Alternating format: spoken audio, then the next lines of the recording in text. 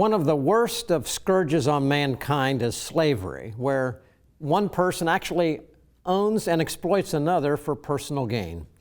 You might say, well, thank the Lord for the 13th Amendment and that slavery as an institution is no longer with us. And whereas that is true in one sense, it is sadly far from true in reality. And with that, I welcome you to stand in the gap. Isaac and I today are going to be joined in just a moment by two special guests, and we're going to discuss the horrors of modern day slavery, which actually takes many forms and exists even, believe it or not, in official government-sanctioned ways in some countries, particularly Islamic nations.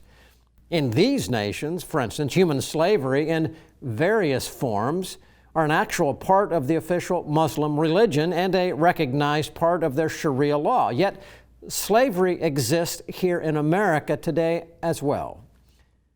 The scourge of modern day slavery is most notably in the form of human trafficking and is nothing short of incredibly evil.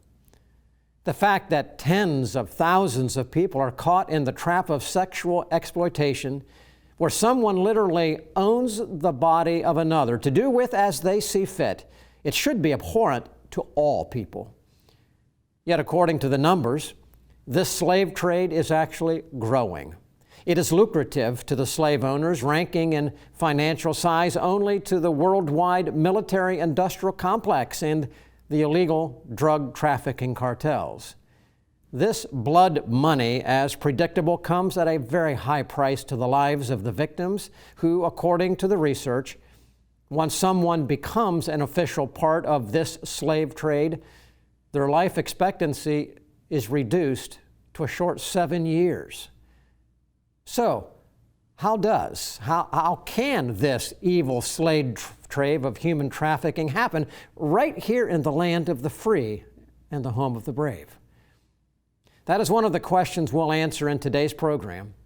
And today, again, Isaac and I will talk with Janelle Esbenshade and Megan Fulmer of North Star Initiative, located in Lancaster County, Pennsylvania. Together, we'll share the ugly reality of this modern-day slavery and the hope that women caught in this net can, in fact, experience healing and freedom and walk out their God-given destiny and see their lives and their dignity restored. The title and the focus of our program today is this: The Scourge of Human Trafficking, Modern-Day Slavery at its Worst. And with that, let me welcome into the program right now, both of you ladies, but Janelle Esbenshade, I want to talk with you first. And so glad that you can join Isaac and I today for this very, very important program. Yes, thank you, Sam. We appreciate the opportunity to be on here and to share about human trafficking. Janelle, I believe at this point you are still the interim executive director, a residential ministry, North Star Initiative, located in Lancaster County, Pennsylvania. Your mission statement, I'm going to read from it, on your website says this: North Star Initiative supports women who are survivors of domestic sex trafficking by providing physical, psychological, emotional, and spiritual care through a Christ-centered focus. Okay, I think that establishes, you can comment on that a little bit as I ask you this question, just to get us going today. Would you define what is meant when we see or hear the term human trafficking, and if it is in fact different than sex trafficking? Make a distinction there, if you could, please. Absolutely, Sam. So human trafficking is broken down into three things: the action, the means, and the purpose. And the action part is the criminal act.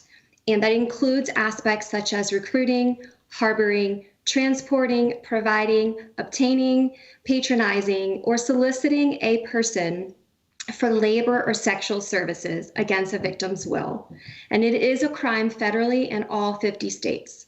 The means, or we call methods, that traffickers use are force, fraud, and coercion, better known as beatings, lies, and threats, to keep their victims compliant as well as making it hard for them to just walk away.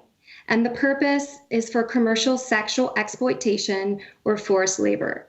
Now, you asked, is there a correlation? Is sex trafficking the same? Well, sex trafficking is a form of human trafficking for the purpose to sexually exploit the victim. It's been called a form of modern-day slavery because of the way that victims are forced into sexual acts against their will. Sex trafficking occurs when someone uses the force, fraud, and coercion to cause a commercial sex act to an adult or a minor. And commercial sex acts, many people aren't aware of what that looks like. It can be prostitution, pornography, any sexual performance done in exchange for an item such as money, drugs, shelter, food, or clothes. Wow, So, you did a great job of condensing an awful lot there, Janelle. But I think it sets the program up well, because we will, ladies and gentlemen, after this break, we're going to go into further discussing with Janelle, and you'll meet Megan in just a moment, as we uncover and kind of break out a little bit more our understanding of human trafficking. And let me say up front, it is very likely that those who are watching this program right now may know someone who has been involved, or you may be involved yourself. So we understand the very sensitive nature of this program, and it is very, very important. We want you to understand that, but there is hope no matter where you may be. We'll be back in just a moment. Truth, flexible or permanent? The Bible, ancient history, or powerfully relevant? Culture, a reflection of enlightenment or warning signs? The pastor, commentator, or frontline combatant? Every day, American Pastors Network speaks to these questions where and when they matter. With hundreds of affiliate radio stations nationwide, a website and mobile app screening today's headlines through the twin lenses of the Bible and the Constitution, educating, informing, equipping. This is the American Pastors Network. The time is now to stand in the gap for truth.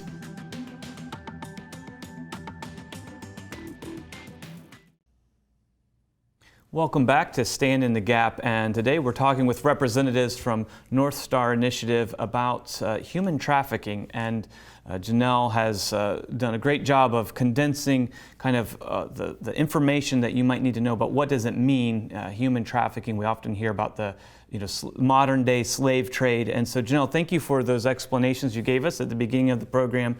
Could you maybe focus our attention, kind of help us understand how extensive this problem is? It's not just an issue across the world in the Middle East or Central America or the Far East, but we have it here in our own country, in our own backyard, so to speak. And could you also maybe help shed a light on when we think of this? A lot of times we think of just prostitution or girls or women being kind of taken into that sort of a life. But does this apply to others? Do boys and men get caught up in this as well? So maybe just a little bit of helpful information about how extensive of an issue this has become. yes, Isaac. Well, human trafficking is a $150 billion industry with 25 million people being trafficked worldwide. Between 14,500 and 17,500 human beings are trafficked in the U.S. annually.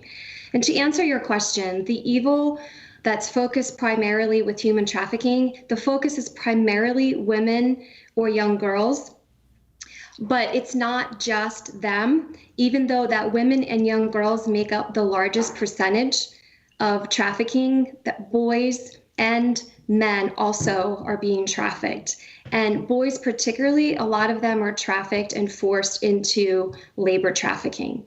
The reality is this, that any young or old individual can be a target when there's a vulnerability there for trafficking. Traffickers will exploit the weaknesses of any person who is looking for support.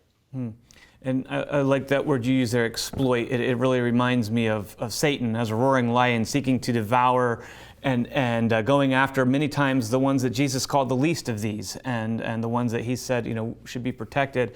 And so if you could, as you have, your ministry has done so much work in this area, obviously there's the evilness of man's heart, and there's this lack of sanctity, of understanding the sanctity of human life. But other than that, what is at the heart of this issue that drives so many? I mean, you said, it's in the just unimaginable figures of trafficking going on. What is driving this and making it such a scourge that we see going on today? Yes, Isaac. So greed and money is what drives the evil of human trafficking. Human trafficking is the fastest growing criminal industry in the world right now, coming in at number 2 next to drug trafficking. It's kind of like a triangle. So at the top of the triangle, you have the buyers who create the demand, and they flood the market with the money. And then in the right corner of the triangle, you have the victim. They're sold as a commodity, raped for profit. And then on the left side of the triangle, you have the trafficker. And the trafficker supplies the demand and exploits their victims, whether it's men, women, or children, for profit. Megan, let's bring you in here right now. You are working with Janelle. It's been my privilege to have both of you on our Stand in the Gap Today program, which then has aired nationally on over 800 stations on our weekend program with a lot of the same information. And the two of you are doing a great job. I just want to compliment you and what North Star Initiative is doing. But you are a specialist. You are really in, I would say, right in the trenches, working with these folks. And I want to get us some experience and some knowledge from you, if we don't mind. And that is this: can you share some of the, what I would say, the cultural factors which contribute to a person, whether they are young or old, who would even consider for a moment considering making the decision that it might just be okay to try out this tempting thing in this area of the sex trade? So, Megan, what do you think? I mean, what can you share with me about that? Sure, absolutely. And of course, this is assuming that someone isn't being tricked into the idea of not knowing what they're getting into. But those that find themselves victims of trafficking, specifically sex trafficking, we really have to understand the onion of risk factors.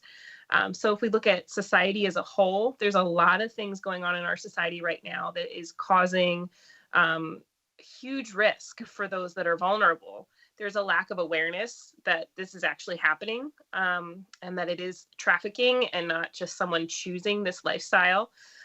There's also the over-sexualization of children in general, this whole normalization of sex being a very loose thing that can be started at a very young age. There's also a real lack of appropriate resources and housing, which only causes more vulnerabilities, and a lack of detox and mental health services. So we're seeing people that don't fully meet the needs to get the mental health support that they really should have.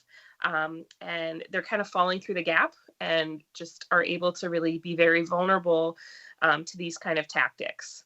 If we look at the community as a whole, there's peer pressure, social norms, isolation, gang involvement, and ultimately under-resourced schools, neighborhoods, and communities. Under that, there's also the relationship risk factors like family conflict, disruption or dysfunction in general within that family. There's also generational factors that we're always looking at, and the idea where prostitution is actually promoted by some parents. A lot of youth can be exploited by older siblings or their boyfriends. And then finally, there's those individual risk factors that cause a lot of problems. And that's what we really focus on in the work that we do, is trying to minimize these individual risk factors. But the history of child abuse alone, as well as neglect or maltreatment, really makes it normalized to be targeted in this way, as well as being homeless, a runaway, not really seeing any other options, LGBT, and a history of being involved in substances, being addicted, creates a lot of need.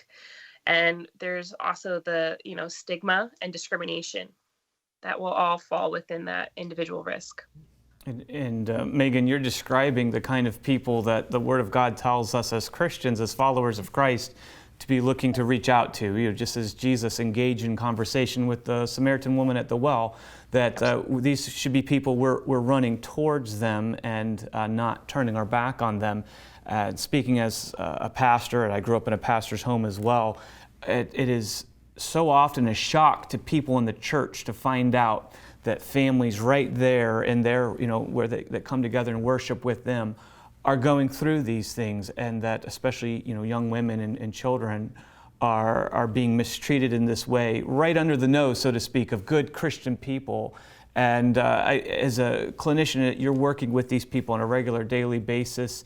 What would you say, from your research, could you maybe comment on sort of a profile of a common person who the most often would get trapped into this, tricked into this? What would be kind of a commonality, that some of the traits that you might see that kind of further than what you've already described?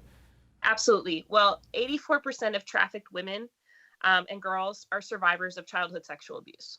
So primarily that's what we're looking at, especially when we're looking at what's going on underneath the surface. What are we not seeing right below our noses? So we're definitely seeing a lot of maltreatment as a child. That's a big thing. There's also the broken family structure that causes a lot of problems. So we see, a typical resident or client, so to speak, would likely have a lot of childhood issues, childhood trauma, as well as mental health, likely. And that's kind of a catch-22. How much of that is from the trauma they had as a child, and how much of that is from genetic risk factors that all kind of compounded? And then you're seeing this broken family structure that oftentimes has led to some level of substance abuse. And it just creates this cycle of need and low self-esteem and all sorts of issues. Okay, Megan, let me follow up on one question before I'm going to ask you another question of why don't people leave? I think that's something but on this, you mentioned a couple of things. You said 84% of those who get caught up in the trafficking business have experienced some kind of childhood sexual abuse. I think it was. Broken families is a big one. Is the abuse as a child, would you say it is in fact the number one gateway into sex trafficking, perhaps? Mm-hmm. Is that what you're saying? In my experience, yes. In my experience, it really creates this normalization of abuse, where someone doesn't know how to recognize the red flags. When someone's not safe, when a situation can't be trusted, or if they feel those red flags, they're so used to ignoring them because that's how they had to live life, that's how they had to get through, that they just don't know that they're valuable enough to listen to them. So, and then that kind of goes to the whole broken family thing as well. And I'd like to pursue that further, but I want to get this question in this segment, and that is this.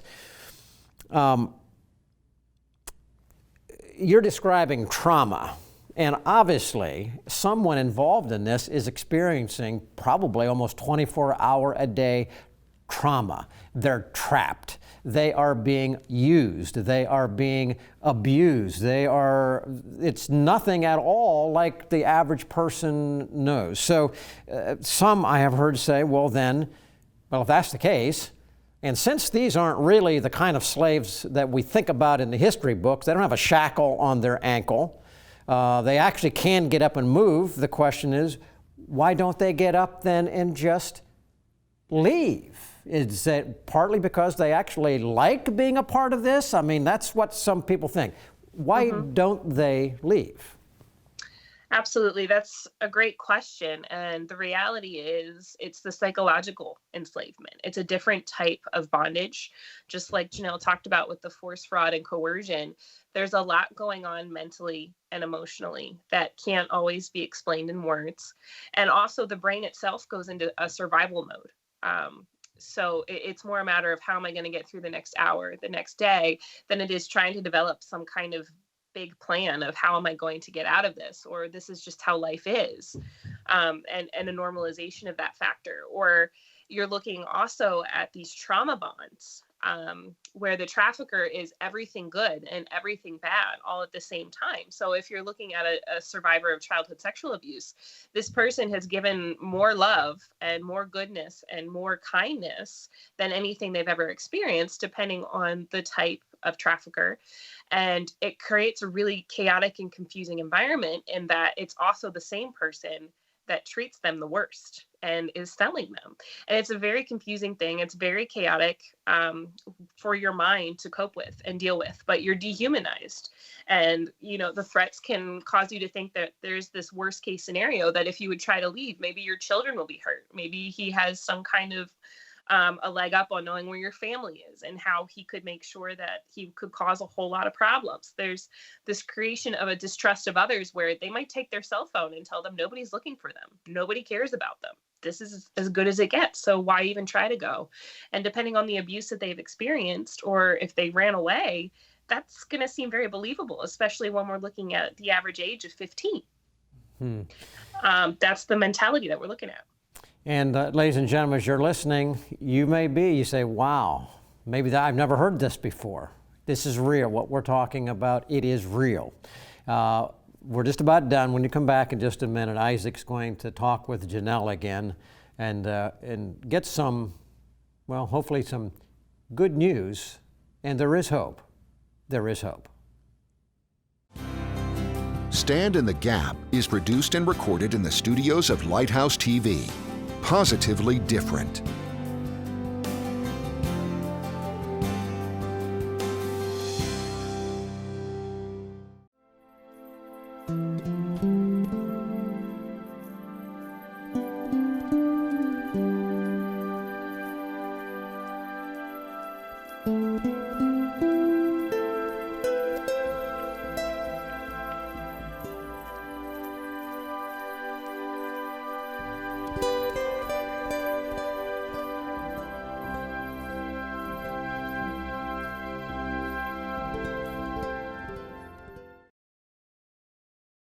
Well, as we've been looking at and talking about this, the horrible sin of human trafficking, modern-day slavery that unfortunately is running rampant in the world in which we live, we're talking with Janelle and Megan from North Star Initiative. And Janelle, we've heard how human trafficking, it just breaks a person down.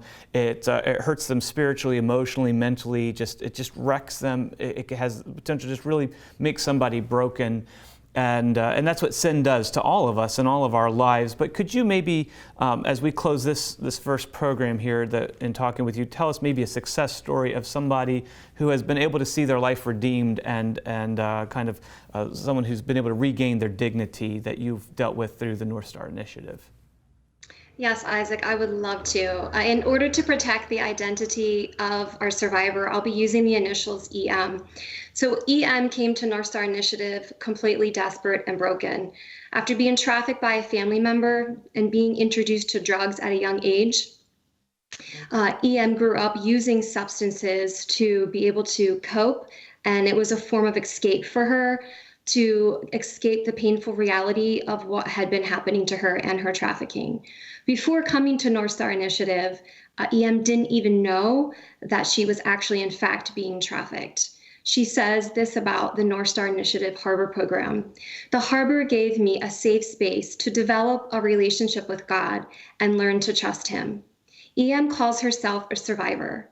God has restored her life and what was taken from her. After graduating the Harbor Restoration Program, EM completed her education and received a certification as a peer recovery specialist. She's working full-time and was reunited with her children and now husband. In her own words, she says this: "Miracles do happen. Lives are restored. I count it a privilege to be given the opportunity to build such a wonderful life that's fulfilling. I owe it all to North Star Initiative's residential program." And Janelle, we know that there are many more success stories in addition to that, but that's a great one to close out the program today.